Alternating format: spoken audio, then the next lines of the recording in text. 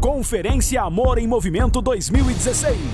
De 2 a 6 de maio, na Bíblica da Paz. Diante do trono, Pastor Luciano Subirá, Aline Barros, Apóstolo Rina, Fernandinho, Pastor Felipe Valadão, Pastor Cláudio Duarte, André Valadão, Pastor Gui Rebustini. E no dia 6, gravação do CD e DVD do Amor em Movimento. Mais informações e compra de ingressos, acesse amoremmovimentoibb.com.br ou ligue 29050120.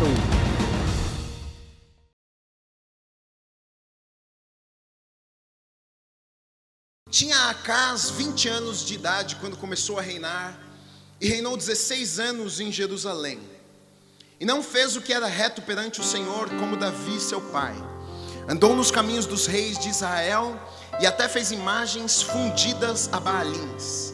Também queimou incenso no vale do filho de Inom, e queimou os seus próprios filhos. Olha isso, queimou os seus próprios filhos, segundo as abominações dos gentios que o Senhor lançara de diante dos filhos de Israel.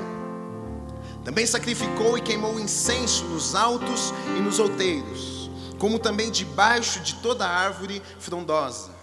Pelo que o Senhor seu Deus o entregou nas mãos do rei dos Sírios, os quais os derrotaram e levaram dele em cativeiro uma grande multidão de presos, que trouxeram a Damasco. Também foi entregue nas mãos do rei de Israel, o qual lhe infligiu grande derrota, porque Peca, filho de Remalias, matou em Judá, num só dia, 120.000, todos homens poderosos por terem abandonado o Senhor, Deus de seus pais. Zicre, homem valente de Efraim, matou a Manassés, filho do rei. Asricão, alto oficial do palácio, e a Eucana, o segundo depois do rei. Os filhos de Israel levaram presos de Judá seu povo irmão, 200.000, mulheres, filhos e filhas, e saquearam deles grande despojo e o trouxeram para Samaria. No versículo 24, 25 diz assim: ajuntou Acás os utensílios da casa de Deus, fê-los em pedaços e fechou as portas da casa do Senhor, e fez para si altares em todos os cantos de Jerusalém. Também em cada cidade de Judá fez altos para queimar incenso a outros deuses. Assim provocou a ira do Senhor, Deus de seus pais. Resumir um pouco a história para vocês. Aqui está falando sobre a vida de um rei chamado Acás. Ele era rei de Judá, Jerusalém, reino dividido, reino do norte e reino do sul. Ele reinava em uma parte de Israel apenas. Na verdade eu não vou falar sobre Acás, eu vou falar sobre o filho de Acás. Mas para falar sobre o filho de Acás, eu quero que você entenda a situação de Acás também. A Bíblia nos conta aqui que Acás, ele era um rei mau. Ele foi um rei mau, e a gente vê isso ao longo da história nos reis de Israel. De repente reinava um rei subia ao trono e ele fazia coisas más, e ele desobedecia a Deus. Aí nós sabemos o que acontece. Eu já preguei algumas vezes sobre os reis de Israel, e aí a gente sabe que Deus vem, Deus tira a bênção, e aí coisas ruins começam a acontecer. Um povo é amaldiçoado, uma nação é levada cativa, as pessoas choram, tristeza vem, o abatimento, a desgraça bate na porta das pessoas, um povo é destruído, um povo é corrompido, as pessoas estão em choro, em lágrimas. E é essa situação que estava o povo na época quando Acás reinava, porque ele era um rei que não agradava a Deus, ele era um rei que não obedecia aos princípios e mandamentos do Senhor. Ele era um rei que a Bíblia conta que ele fechou a porta do templo, local onde as pessoas adoravam a Deus. Ele fechou a porta do templo, ele fez outros deuses, ele colocou deuses em todos os lugares para as pessoas adorarem a outros deuses. Mas eles sabiam que apenas existia um Deus. Mas Acás foi um rei mau. Acás tinha um filho, e o filho de Acás se chamava Ezequias. Ezequias, filho de Acás, nasce, e esse é o contexto onde ele nasce. Ele nasce e o seu pai era rei. Ele nasce e vê o seu pai fazendo coisas que não agradavam o coração de Deus.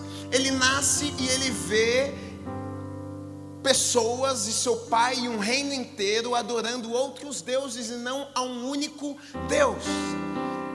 Eu não sei você, mas quando nós olhamos para a vida de algumas pessoas, a gente pode até imaginar, na verdade a gente sente até misericórdia pela vida, a gente sente dó da vida de algumas pessoas que nascem em determinados lares, não é verdade?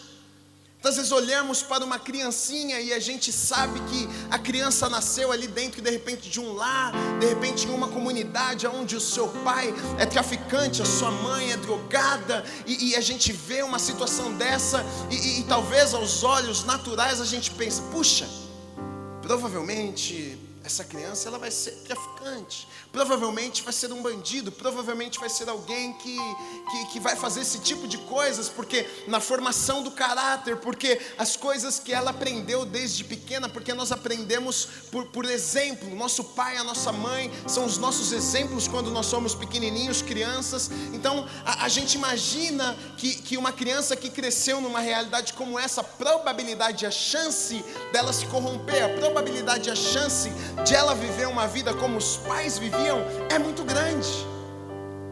Ezequias ele nasce e a situação daquela época, o reinado daquela época, o seu pai fazia as coisas más. Ele não obedecia a Deus, ele fazia o que era errado, ele não se importava com Deus. Na verdade ele fazia o contrário, ele fecha a porta do templo, ele diz, olha, ninguém mais adora a Deus, nós vamos adorar a Baalins, a outros deuses. Ezequias ele vai crescendo e talvez ele vai aprendendo esse tipo de coisas. E talvez muitas pessoas que estão sentadas neste lugar nessa noite, ou vão ouvir essa mensagem na internet, no YouTube depois, elas se sintam como se elas não têm culpa do lugar, da situação que elas estão vivendo nos dias de hoje. Elas fazem como se elas fossem vítimas. Puxa Gui, eu sou assim, eu tenho esse jeito, eu vivo desse jeito, porque eu nasci num lar assim, porque o meu pai era assim, é culpa do meu pai, é culpa da minha mãe, é culpa do lugar onde eu nasci, eu não tenho esta educação por causa disso, eu acredito nisso por causa daquilo. A grande realidade é que muitas pessoas elas usam desculpas do lugar onde elas vieram, né? Da criação, da formação, do pai, da mãe, da educação. Puxa, e pessoas se escondem atrás, elas arrumam uma desculpa para esconder os erros delas e tentar camuflar um pouco, dizer que, puxa, mas eu não tenho tanta culpa nisso. Mas a grande realidade é que você decide o caminho que você vai escolher. Você não decide quando você é criança. Talvez quando você era criança, realmente os seus pais te influenciavam. Talvez o lugar onde você estava, você não tinha consciência, você não conseguia ainda tomar as suas próprias decisões. Mas hoje, você é um adulto, hoje você é um jovem e você escolhe o seu caminho. Você toma as suas decisões. E eu gostaria de falar um pouco com vocês nessa noite sobre estabelecendo um novo tempo. Nós podemos apenas seguir a maré. Nós podemos apenas nos conformar com aquilo que os nossos pais faziam. Nós podemos nos conformar com o lugar onde nós nascemos. Nós podemos nos conformar com a realidade na qual nós nascemos. Talvez você tenha nascido e você não tenha tido a oportunidade nem de estudar, e talvez a sua grande desculpa nos dias de hoje é, mas eu não tive uma oportunidade, mas porque isso aconteceu no passado, por causa do meu pai, por causa da minha mãe, por causa disso e por causa daquilo. Mas chega de desculpas. Nós precisamos determinar um novo tempo nas nossas vidas. Não interessa o que o seu pai fez, não interessa o que sua mãe fez, não interessa se você teve oportunidades boas na vida ou não. Deus é um Deus de coisas novas, Deus é um Deus de coisas boas. Talvez no passado coisas ruins aconteceram para os seus pais, mas hoje você conhece ao Senhor e Deus tem promessas sobre a sua vida. Precisamos estabelecer um novo tempo. Não podemos ficar parados, amarrados no passado. As coisas que nos aconteceram, aquilo que nos fizeram, isso tem prendido a vida de pessoas. Mas Ezequias, ele faz diferente. Ele faz diferente.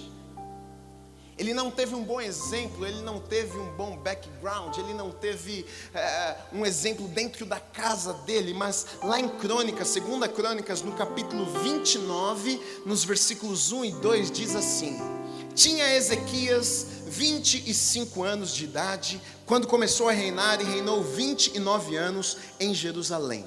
Sua mãe se chamava Abiá, e era filha de Zacarias.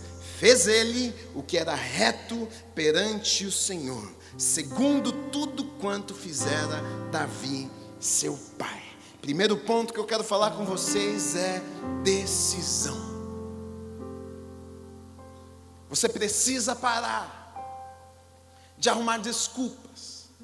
Você precisa parar de dizer que você está onde você está e culpar outras pessoas, e culpar familiares, e culpar o seu tio, a sua tia, o seu pai, a sua mãe. Ezequias, ele poderia ter sido um rei que ele poderia ter seguido os passos do seu pai. Ele poderia ter feito a mesma coisa. Ele foi ensinado daquele jeito, ele foi treinado daquele jeito, mas ele toma uma decisão.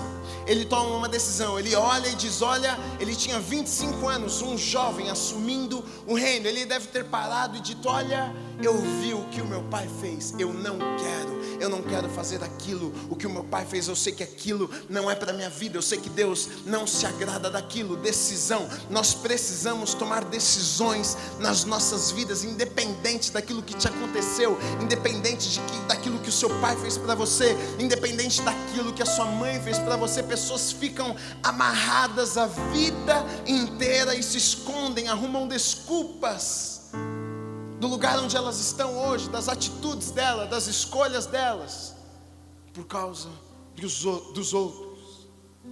No versículo 3, um pouquinho adiante, diz assim: no primeiro ano do seu reinado, no primeiro mês, abriu as portas da casa do Senhor e as reparou. Eu quero olhar alguns pontos do que Ezequias faz quando ele assume o reino.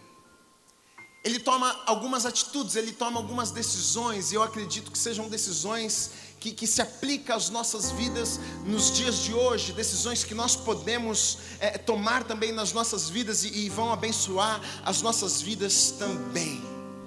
Segundo ponto que eu quero falar com vocês é: Ezequias trouxe a presença de Deus.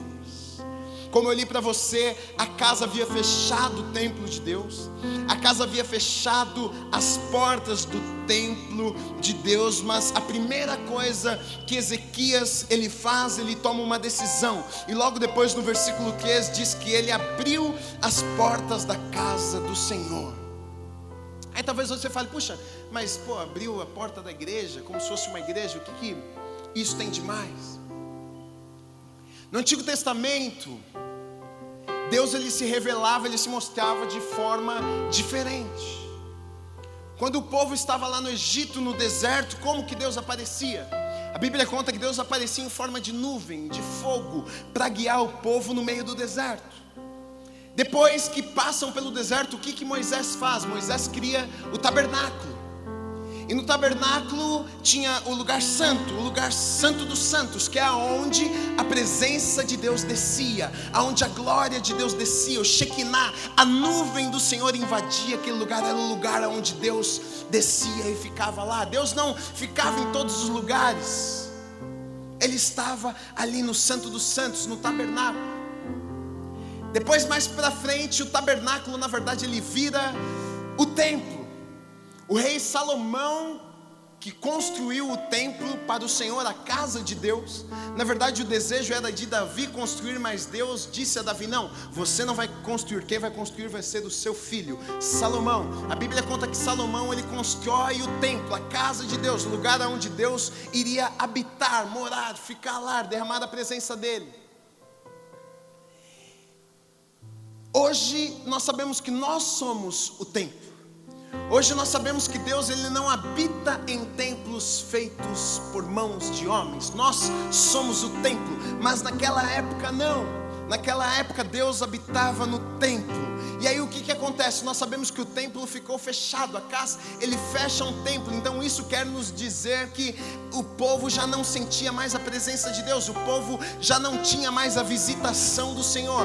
E a primeira coisa que Ezequias ele faz, ele sabe da importância de trazer a presença de Deus. Ele diz: olha, se eu preciso mudar a situação, se as coisas precisam ser diferentes, a primeira coisa que eu preciso fazer é abrir as portas do templo. Nós precisamos trazer a presença de Deus para este lugar, porque sem a presença de Deus as coisas não mudam. Sem a presença de Deus não existe transformação. Então eu quero te dizer nessa noite, a primeira coisa que você precisa fazer na sua vida, se você quer ver transformação, se você quer ver mudança, se você quer ver a bênção de Deus, você precisa trazer a presença de Deus para a sua vida. Ele reconhece, ele diz: olha, abre o templo, abre o templo, abre o templo. Não tem como nós servirmos a Deus. Não tem como as coisas mudarem, não tem como as coisas acontecerem se a presença de Deus não estiver aqui. Ele faz isso, ele abre a porta do templo. A primeira coisa que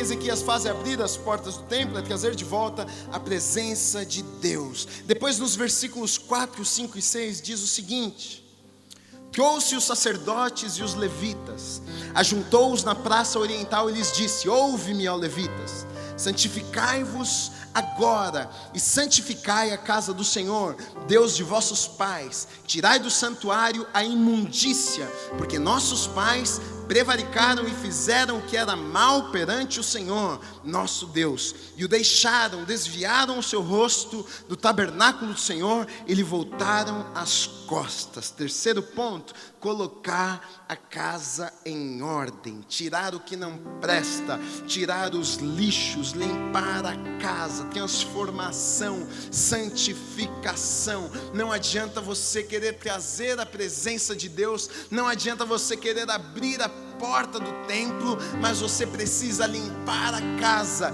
Ezequias ele manda trazer os utensílios, ele manda limpar o templo, ele manda tirar ali as coisas sujas, as coisas velhas. E é isso o que você e eu nós precisamos fazer nas nossas vidas. Talvez tenham pessoas que querem mudança, talvez tenham pessoas que: Deus, puxa, eu preciso que o Senhor faça algo na minha vida, eu preciso que o Senhor venha e mude a minha história. Mas eu quero te dizer que você precisa limpar a casa, você precisa tirar o lixo, você precisa tirar aquilo que te impede de relacionar com o Senhor. Você precisa colocar essas coisas de lado, você precisa fazer alguma coisa.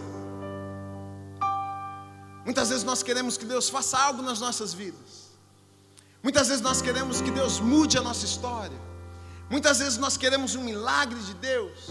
E nós vamos ver que lá na frente Ezequias ele experimenta coisas maravilhosas, ele experimenta o milagre de Deus, ele experimenta coisas grandes da parte do Senhor, mas nós percebemos que antes destas coisas acontecerem, ele precisou fazer algumas coisas. A primeira delas foi atraiu a presença de Deus novamente, abriu as portas, daí ele manda limpar, tirar todo o lixo, limpar o templo do Senhor. Depois ele manda fazer quinto ponto eu coloquei: manutenção na vida espiritual. Ezequias estabelece o culto.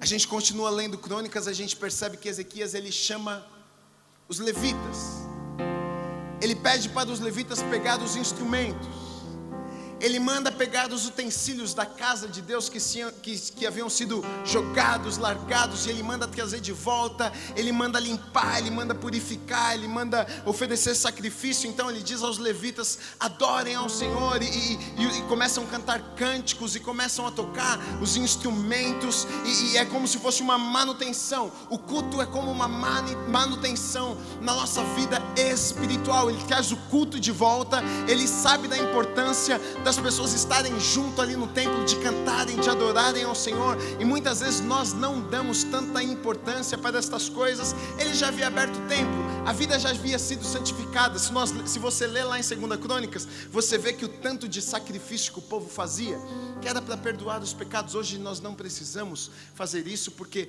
o sangue de Jesus que nos purifica. Jesus pagou esse preço por nós, mas naquela época o povo sacrificava animais. Eles ofereciam sacrifícios pelo perdão dos pecados do povo. E se você ler ali em 2 Crônicas, você vê que o povo faz sacrifício atrás de sacrifício e sacrifica animais para que Deus pudesse perdoar aquele povo, para que Deus pudesse limpar aquele povo, restaurar aquela nação. Então Ezequias, ele restabelece um culto a Deus. Ele diz, olha, é importante. Se você ler lá nos versículos de 20 até 36, mais ou menos fala sobre isso. Ezequias, ele manda trazer novilhos, oferecer sacrifícios para perdão dos pecados, estabelece, como eu falei, os levitas com instrumentos. E depois no versículo 36 termina dizendo assim: Ezequias e todo o povo se alegraram por causa daquilo que Deus fizera para o povo, porque subitamente se fez esta obra. Agora o povo se alegra, porque existe alegria quando nós estamos na presença de Deus, porque existe alegria quando Deus começa a mudar e transformar a nossa vida. Nós estávamos perdidos, nós estávamos distantes. Talvez pessoas estavam com o coração abatido, cansado, triste, quebrado. Mas no momento que a gente entrega o nosso coração ao Senhor, no momento que Deus perdoa os nossos pecados, a gente começa a se relacionar com Deus. Então a gente vem à igreja, a gente tem comunhão com os irmãos, a gente começa a ter uma vida com Deus, experiências com Deus, e é uma vida feliz. E aqui a Bíblia conta que o povo começou a se alegrar naquele momento. Depois disso, chega a hora da festa. Eu não vou ler tudo porque é muito longo, mas no capítulo 30, dos versículos 21 até 27, fala um pouco da comemoração da Páscoa, a festa dos pães asmos, algo que na verdade o povo já tinha perdido. A Bíblia conta que desde a época lá atrás de Moisés não havia alegria como esta no meio daquele povo. O povo traz de volta a Páscoa, algo que Moisés, uma festa, uma comemoração que Moisés havia falado: olha, vocês têm que comemorar essa festa, que na verdade foi a libertação do povo do cativeiro. Vocês precisam comemorar essa festa, é algo bom, vocês precisam se alegrar. E aqui acontece que Ezequias ele diz: olha, reúna o povo, diga ao povo para que venha até aqui, porque nós temos uma festa, nós precisamos comemorar, nós precisamos trazer à memória as coisas que Deus fez por nós lá no passado, e nós precisamos aplicar isso nas nossas vidas também. Quantas vezes nós reclamamos, mas nos esquecemos das coisas que Deus fez lá atrás, nós nos esquecemos dos milagres de Deus nas nossas vidas, na nossa história, na nossa casa, na nossa família. Nós nos esquecemos, mas muitas vezes precisamos trazer de volta, porque nós somos um povo feliz, nós somos um povo que festeja, nós somos um povo da alegria, porque nós temos a vitória, então por isso nós podemos ser felizes, por isso nós temos alegria, independente da dificuldade que nós estamos passando, independente do momento difícil que nós passamos, os nossos corações estão alegres, porque nós sabemos que Deus já conquistou por nós, porque nós sabemos que a vitória já é nossa, porque nós sabemos que Deus está cuidando de nós, porque nós sabemos que Deus está indo à nossa frente, mesmo muitas vezes quando nós não estamos enxergando. Mas o que nos deixa tranquilos, o que deixa os nossos corações tranquilos, em paz, é saber que Deus está cuidando de nós. Então por isso nós podemos nos alegrar. Pessoas talvez olhem para a sua vida e elas pensam: por que esse cara está feliz? Por que eles são felizes assim? Por que o povo estava festejando? Por que Ezequias traz de volta aquela festa, a lembrança do que havia acontecido? Ele estava dizendo para o povo: olha, vocês precisam se lembrar do que o Senhor fez lá no passado. Vocês precisam se alegrar, porque aquilo que Ele fez, Ele está fazendo de novo nos dias de hoje. E você pode se alegrar também pelas coisas que Deus fez lá atrás na sua vida. Talvez você não esteja experimentando algo novo na sua vida no dia de hoje, mas você já pode se alegrar por meio da fé, porque se ainda não aconteceu, Deus vai começar a fazer algo novo novamente na sua vida. Talvez você diga: eu já tive motivos, mas hoje não tenho tantos. Mas eu tenho certeza que você vai ter motivos ainda para festejar, para se alegrar. Aquele povo agora festeja, aquele povo agora está feliz, porque puxa, olha o que Deus fez nas nossas vidas. Alguns anos atrás, no reinado de Acaz, o povo estava oprimido, o povo estava abatido, a presença de Deus não estava naquele lugar, o povo estava triste. Mas então agora, poucos anos depois, a Bíblia conta que o povo está festejando, o povo está comemorando a festa dos pães asmos, o povo está lembrando das coisas que Deus havia feito, o povo está comemorando aquilo que Deus estava fazendo. Nós precisamos comemorar aquilo que Deus está fazendo nas nossas vidas no dia de hoje. Talvez você nem perceba tanto assim, mas Deus está fazendo algo a seu favor. Ele está fazendo.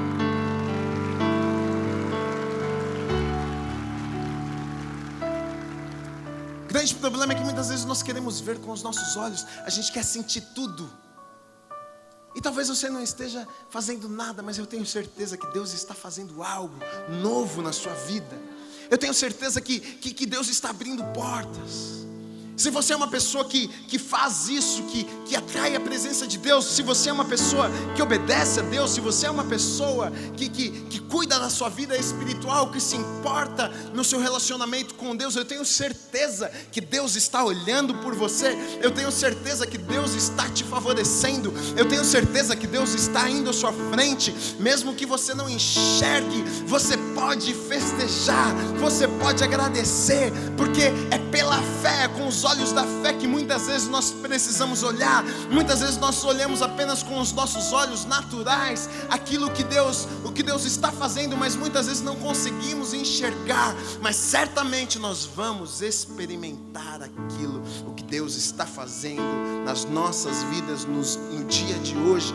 Deus está fazendo algo na sua vida, na minha vida hoje. Ele é um Deus do ontem, do hoje, do amanhã. Ele é Deus todos os dias. Não viva de passado, não ache que Deus fez lá atrás e que Ele vai fazer talvez só lá na frente quando você estiver velhinho. Ele é um Deus de todos os dias. Ele faz coisas novas todos os dias. Por isso, nessa noite, talvez aos olhos naturais você não tem motivos para se alegrar, mas pela fé você se alegra, porque Deus está fazendo algo novo enquanto você não vê, em nome de Jesus.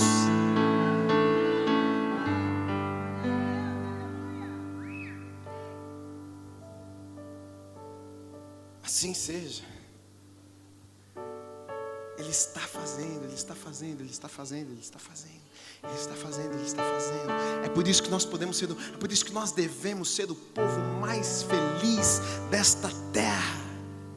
Nós devemos ser o povo que festeja. Se tem um povo que celebra, se tem um povo que gosta de festa, esse é o povo de Deus. Este é o povo que serve ao Senhor Jesus. Porque mesmo quando estamos passando por momentos difíceis, porque mesmo na tribulação, porque mesmo quando não enxergamos, nós temos certeza nos nossos corações que Deus está cuidando de tudo, que Ele está nos favorecendo, que Ele está fazendo aquilo que homem algum pode fazer.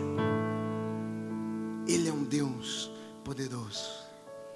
Ele é um Deus maravilhoso. A gente vê algumas coisas maravilhosas acontecendo através da vida do rei Ezequias. Ele vai guerrear e ele vence a guerra. Na verdade, o povo, o rei, os assírios eram até um povo maior, mais forte, mas por causa da bênção de Deus, eles vencem a batalha, eles vencem a guerra, porque Deus está com eles. Deus abençoa a vida deles, Deus abençoa, eles prosperam, eles crescem. O favor de Deus estava sobre a vida deles, e quando nós temos isso sobre as nossas vidas, isso tem que acontecer também. Nós vencemos as guerras, a gente passa por cima dos problemas, Deus prospera as nossas vidas, a gente só cresce, a gente não diminui, a gente não dá passo para trás, a gente prossegue, a gente cresce. Deus abençoa as nossas vidas, a gente foca no alvo, e todos os dias Deus conduz a nossa vida e nos abençoa. É assim que tem que ser a vida do crente. Nós vemos no reinado de Ezequias que isso acontece. O povo conquista, o povo batalha, o povo prospera. Mas existe um perigo, estou finalizando, mas existe um perigo, porque quando as pessoas estão passando por situações difíceis, é mais fácil elas correrem para Deus. É mais fácil elas reconhecerem que elas precisam de ajuda. É mais fácil elas serem humildes. É mais fácil elas orarem, é mais fácil elas clamarem, é mais fácil elas irem aos cultos, é mais fácil elas jejuarem, é mais fácil elas orarem, é mais fácil elas buscarem a Deus. Se uma pessoa está passando por um momento difícil, nunca jejuou na vida, mas agora ela jejua, agora ela ora, mas muitas vezes nos momentos onde há tranquilidade, nos momentos onde as coisas estão boas, onde nada está faltando, tudo está sob controle, Deus está fazendo infinitamente mais, e muitas vezes nesse momento de tranquilidade pode ser um grande perigo. O sucesso pode ser um grande perigo. Lá em 2 Crônicas, no capítulo 32, já chegando no final da história do rei Ezequias, no versículo 23 até o 25, diz assim: muitos traziam presentes a Jerusalém, ao Senhor, e coisas preciosíssimas a Ezequias, rei de Judá, de modo que depois disto foi enaltecido à vista de todas as nações. Ezequias se torna um homem conhecido, um homem grande, um homem poderoso. As pessoas reconheciam que ele era um homem bom, um homem grande, ele ficou conhecido. Aí no versículo 24 diz assim: naqueles dias adoeceu Ezequias mortalmente. Então orou ao Senhor, que lhe falou e lhe deu um sinal. Mas não correspondeu Ezequias aos benefícios que lhe foram feitos, pois o seu coração se exaltou, pelo que houve ira contra ele e contra Judá e Jerusalém. E algumas pessoas passam por esse problema também. Elas dependem de Deus enquanto elas precisam. Elas oram enquanto elas precisam de algo de Deus. Elas se aproximam de Deus quando a situação está brava e está feia, e homem e pessoa alguma pode ajudar. Mas muitas pessoas, no momento onde elas não precisam de Deus, onde a vida está indo muito bem, os negócios estão indo bem, a família está tudo certo, as pessoas, elas começam a achar que elas são donas da própria vida. Ela começa a achar que elas não precisam tanto de Deus assim, e talvez esta seja a sua situação nessa noite. Cuidado.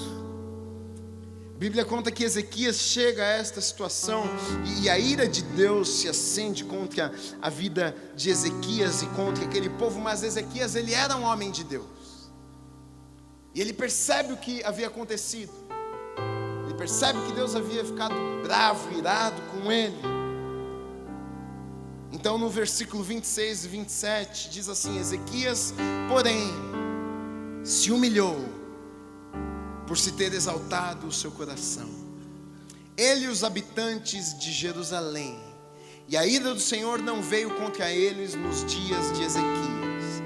Teve Ezequias riquezas e glória em grande abundância. Proveu-se de tesourarias para prata, ouro, pedras preciosas, especiarias, escudos e toda sorte de objetos desejáveis.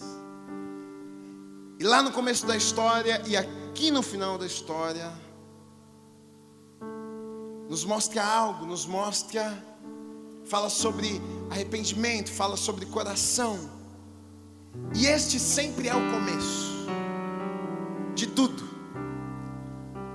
O arrependimento sempre é o começo para o favor de Deus, para a bênção de Deus, para que Deus faça algo na minha vida, na sua vida, na minha história, na nossa história. Talvez hoje você não veja Deus agindo tanto na sua vida, e se isso acontece na sua vida, eu quero te dizer uma coisa: a culpa é sua. A culpa não é do seu pai, a culpa não é da sua mãe, a culpa não é de outras pessoas, a culpa é sua. O responsável pela sua vida é você. Se você não tem visto a mão de Deus, se você não tem vivido os milagres de Deus, a culpa é sua. Talvez você precise se arrepender, talvez você precise limpar a casa, talvez você precise deixar algumas coisas de lado, porque o que Deus mais quer fazer é te abençoar. O que Deus mais quer fazer é mover na sua vida. O que Deus mais quer fazer é prosperar o seu negócio. O que mais Deus quer fazer é abençoar o seu casamento, é abençoar a sua relação com os seus filhos. Mas muitas vezes no meio da vida as pessoas perdem algumas coisas, e aí a vida vai por água abaixo, os relacionamentos vão por água abaixo. E Ezequias, ele era um homem de Deus, e eu e você precisamos ser homens e mulheres de Deus para perceber os momentos onde nós precisamos nos arrepender, para perceber os momentos onde nós precisamos: Deus, pisei na bola, Deus, saí fora do caminho um pouquinho, Deus, eu preciso consertar algumas coisas, Deus, eu preciso limpar a casa. Pai, o Senhor não tem movido na minha vida, o que será que está acontecendo? Ezequias, ele percebe, e a Bíblia conta que ele se arrepende, então Deus vem e não amaldiçoa, pelo contrário, termina dizendo: teve Ezequias riquezas e glórias em abundância. É abundância, porque o nosso Deus é um Deus abundante. Nosso Deus é um Deus abundante. Nosso Deus não é um Deus que faz coisas pequenas, Ele é um Deus de coisas grandes. Ele é um Deus abundante. Ele faz muito mais, muito além daquilo que nós pensamos ou imaginamos. Talvez você estava esperando por alguma coisa, Deus quer fazer infinitamente mais, mas para que Ele faça infinitamente mais na sua vida, você precisa fazer aquilo que Ezequias fez. Você precisa limpar a casa, você precisa mexer em algumas coisas, você precisa colocar Deus como centro da tua vida, você precisa abandonar os velhos costumes, você precisa tomar algumas decisões. Então as portas serão abertas, Deus pode vir até a sua vida, Deus pode te abençoar. E quando isso começar a acontecer, eu quero declarar essa palavra sobre a sua vida: é abundante, vai ser abundante, vai ser com abundância. As pessoas vão olhar e vão ter que reconhecer que Deus está fazendo alguma coisa na sua vida, que Deus está fazendo alguma coisa na sua casa. Ah, como isso poderia acontecer? Só pode acontecer se for a mão de Deus. Deus tocou a sua vida, Deus tocou a sua casa, Ele mudou a sua história, porque o nosso Deus é um Deus abundante, é um Deus que faz infinitamente mais. Os nossos olhos eles não viram, nós não conseguimos imaginar as coisas que Deus tem preparado, os sonhos de Deus para as nossas vidas, os planos de Deus são muito maiores do que eu e você conseguimos imaginar.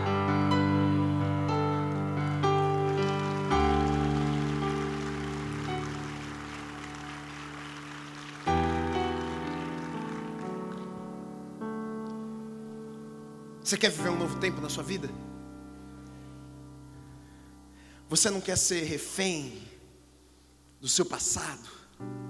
Você não quer ser refém das pessoas que tomaram decisões erradas lá atrás? Você não vai ser o tipo de pessoa que vai ficar chorando com mimimi a vida inteira, dizendo: você não sabe porque isso, porque aquilo. Eu quero ser como Ezequias. Eu quero que você seja como Ezequias. Independente daquilo que aconteceu, independente de onde você veio, independente se você teve estudo, se você não teve, se seu pai te tratou bem, se você foi abusado, se isso, se aquilo, eu não quero saber.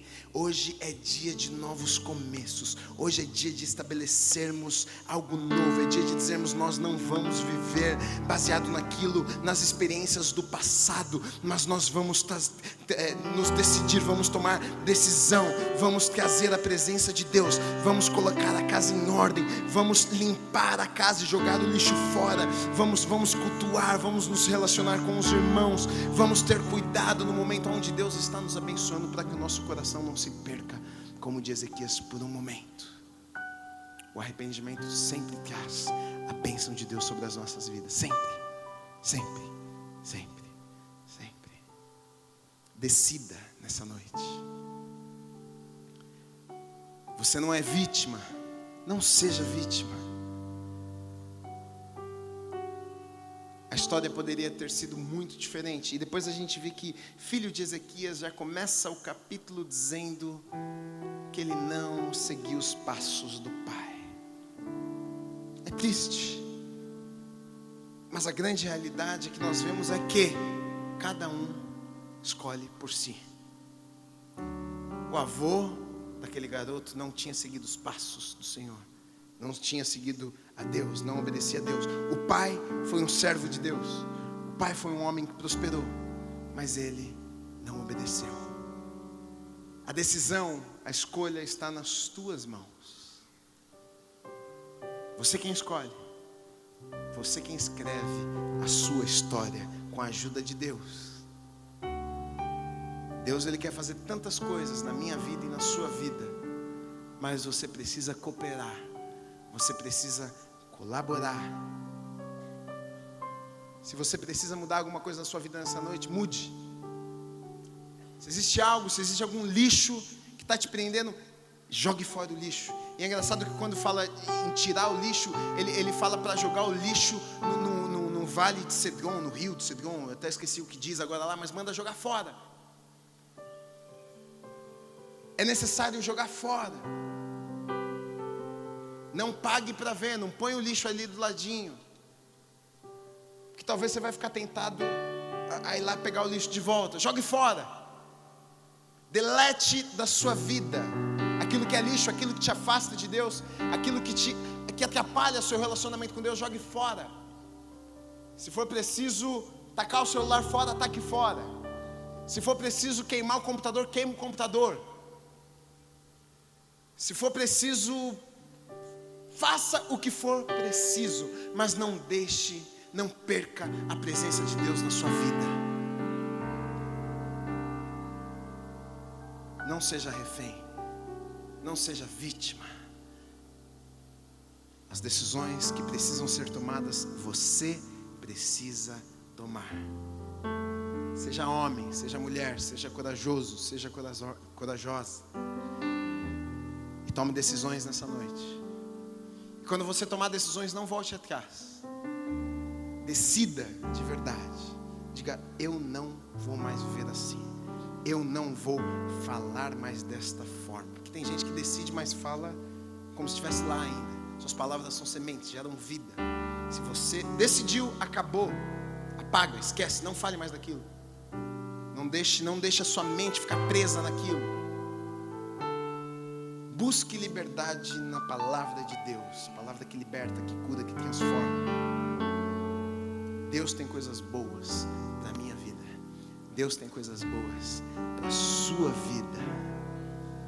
Nós podemos viver melhor.